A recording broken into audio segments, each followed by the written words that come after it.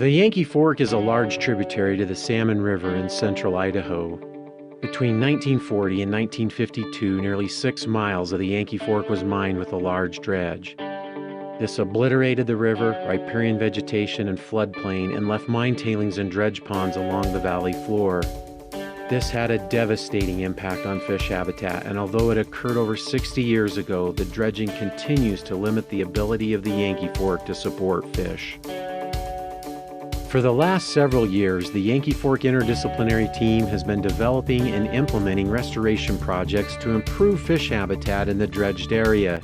The first of these, which was implemented in 2012, was the Yankee Fork Pond Series 3 project. This project sought to improve fish habitat by restoring an area impacted by the dredging to a more natural condition. This involved eliminating the mine tailings and dredge ponds and replacing them with a natural floodplain and side channel. Prior to implementation, managers established a series of photo points to help monitor the effectiveness of the project. These photo points have been re-photographed every year since the project was implemented, and the images show the substantial changes that have occurred as a result of the work. This video features the pictures from 3 of these photo points.